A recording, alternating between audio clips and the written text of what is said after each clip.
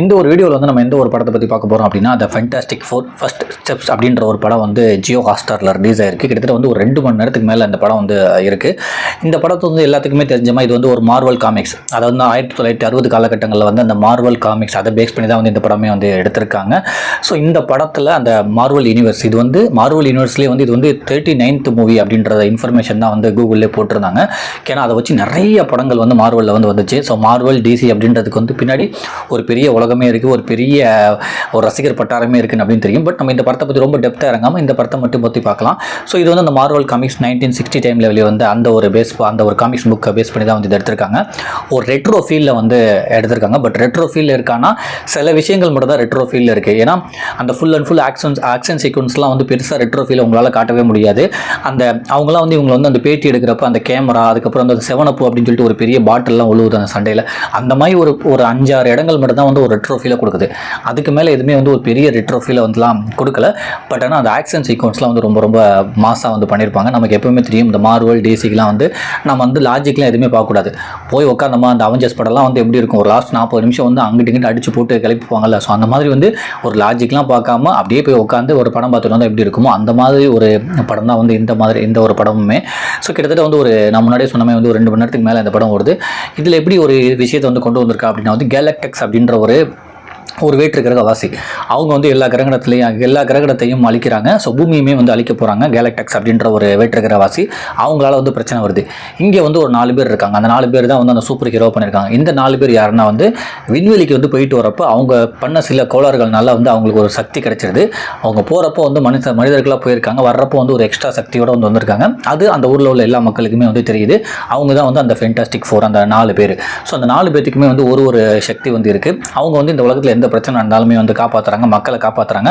மக்களுக்குமே வந்து அவங்க மேலே ஒரு பெரிய நம்பிக்கை இருக்குது. ஸோ இது எல்லாமே அவங்களுக்கு எப்படி கிடச்சிச்சுன்னா வந்து விண்வெளிக்கு போயிட்டு வந்தனால இது ஒரு சக்தி கிடச்சிச்சு அப்படின்றதான் வந்து இந்த படத்தில் வந்து சொல்கிறாங்க. அந்த 4 பேர்த்தில் வந்து ஒரு ஹஸ்பண்ட் ஒய்ஃபு, அப்புறம் வந்து எல்லாமே வந்து அந்த ஒரு ரிலேஷனில் தான் இருக்காங்க. அந்த 4 பேருமே வந்து ஹஸ்பண்ட் ஒய்ஃபு தம்பி ஃப்ரெண்ட் அப்படின்னு சொல்லிட்டு அந்த 4 பேர் தான். அதில் அந்த ஹஸ்பண்ட் ஒய்ஃபுக்கு வந்து அவங்க ஒய்ஃப் வந்து ப்ரெக்னென்ட் ஆகுறாங்க. ஸோ அந்த ஒரு விஷயமே வந்து போய்கிட்டு இருக்குது. அப்போ தான் வந்து திடீர்னு ஒரு அச்சுறுத்தல் வருது. அதாவது வேற்று கிரகவாசி ஒரு விஷயம், அந்த கேலக்டெக்ஸ் அப்படின்ற ஒருத்தவங்கள்ட்ட இருந்து எல்லா கிரகணங்களையுமே அழிச்சிக்கிட்டு இருக்காங்க. ஸோ உங்களோட பூமியுமே அழிக்க போகிறாங்க அப்படின்னு சொல்லிட்டு ஒரு இன்ஃபர்மேஷன் வருது. மக்கள் எல்லாமே பயப்படுறாங்க. அப்போ என்ன பண்ணுறாங்கன்னா இவங்க நாங்கள் மறுபடியும் நாங்கள் விண்வெளிக்கு போய் அது என்ன இஷ்யூன்னு சொல்லி பார்த்துட்டு வரோம் அப்படின்னு சொல்லிட்டு இவங்க எல்லாம் சேர்ந்து கிளம்பி போகிறாங்க. போய் பார்த்தா தான் தெரியுது அது இவங்க நினச்ச மாதிரி வந்து ஒரு சின்ன சக்திலாம் இல்லை, அது ரொம்ப ரொம்ப பெரிய சக்தியாக இருக்குது. இவங்களால் வந்து கண்ட்ரோலே பண்ண முடியாத பெரிய சக்தியாக இருக்குது. இவங்க வந்து அவங்க பேசுகிறாங்க.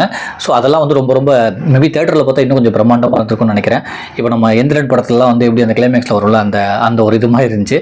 ஸோ அந்த உருவத்தில் வந்து பேசுகிறாங்க. அது வந்து ஒரு டீல் சொல்லுது. என்னென்னா உங்கள் குழந்தை, அதாவது உங்கள் ஒய்ஃப் வயிற்றில் உள்ள குழந்தை வந்து நிறைய சக்தினால் நிறைஞ்ச குழந்தை, அது அந்த குழந்தைய என்கிட்ட கொடுத்துட்டா உங்கள் பூமியை நான் அழிக்க மாட்டேன், இல்லைனா உங்கள் பூமியை அழிச்சிருவேன், உங்களால் எதுவுமே பண்ண முடியாதுன்னு சொல்கிறாங்க. இவங்க வந்து அப்போ தான் ப்ரெக்னெண்ட்டாக இருக்காங்க.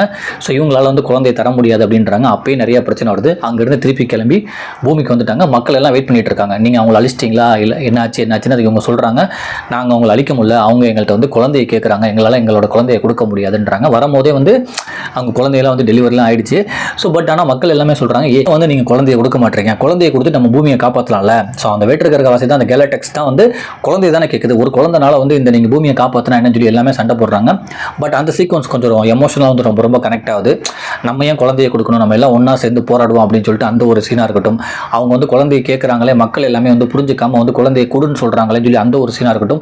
சில விஷயம் வந்து ரொம்ப ரொம்ப எமோஷனாகவே வந்து கனெக்ட் பண்ணியிருக்காங்க. அதுக்கப்புறம் மக்கள் எல்லாமே வந்து ஒரு ஒன்றா நிற்கிறாங்க. சரி ஓகே, குழந்தையை கொடுக்க வேணா, நீங்கள் கண்டிப்பாக எங்களை காப்பாற்றுவீங்க நம்பிக்கை இருக்குது அப்படின்றாங்க. குழந்தையை தேடி அந்த வேற்று கிரகவாசி வருது.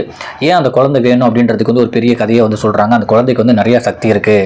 ஸோ ஏன் அளவுக்கு வந்து சக்தி அந்த குழந்தைக்கு இருக்குது, அந்த குழந்தை எனக்கு கண்டிப்பாக வேணும் அப்படின்றாங்க. அதனால அந்த வேற்று கிரகவாசி பூமி அழிக்கிறதுக்காக கீழே இறங்குது. இவங்க 4 பேரும் வந்து அந்த குழந்தையை கொடுக்க மாட்டேன்னு நிற்கிறாங்க. ஸோ இவங்க குழந்தையை கொடுத்தாங்களா இல்லையா, இவங்க ஜெயிச்சாங்களா, இந்த 4 பேர்த்தில் எத்தனை பேர் உயிரோடு இருந்தாங்க, அந்த குழந்தை லாஸ்ட்டில் என்ன ஆச்சு, அந்த குழந்தைக்கு என்ன பவர் இருந்துச்சு, ஸோ அந்த பவர்னால் வந்து அந்த வேற்று கிரகவாசி என்ன ஆனால் அவன் லாஸ்ட்டில் குழந்தையை தூக்கிட்டு போனானா அப்படின்ற ஏகப்பட்ட கேள்விக்கு ஒன்று ஒன்றா வந்து பதில் வந்து நீங்கள் அடுத்த ஒரு மணி நேரத்தில் வந்து பார்க்கலாம்.